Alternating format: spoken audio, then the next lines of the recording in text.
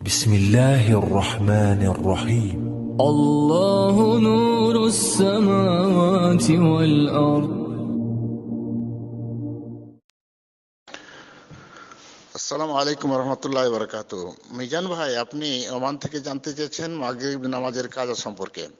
দেখুন, আপনার প্রশ্ন অনুযায়ী আপনাকে বলছি যে নামাজকে কখনো বলা যাবে না যে কাজ আছে, বরং নামাজ পড়ার ক্ষেত্রে নামাজ আছে কাজের আগেই।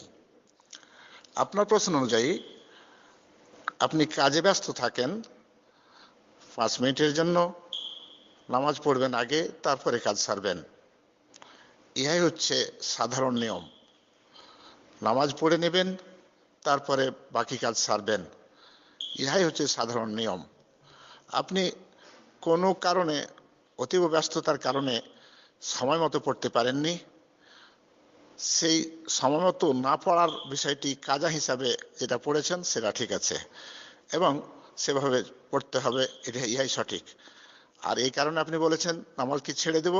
না ভাই, একজন মুসলমান নামাজ ছাড়তে পারে না কোনো অবস্থাতেই। অবস্থায় পড়তে হবে, টাইম মতো পড়তে হবে। কোনো কারণে টাইম মতো পড়তে না পারলে তখন কাজার প্রশ্ন। তবে ইহা আদত করে নেওয়া চলবে না, অভ্যাস করে নেওয়া চলবে না। নামাজকে বলা চলবে না যে কাজ আছে, বরং নামাজ পড়েই কাজ সারতে হবে। আর এই প্রচেষ্টা অব্যাহত রাখবে একজন মুমিন মুসলমান। আসসালামু আলাইকুম ওয়া রাহমাতুল্লাহি ওয়া বারাকাতুহু।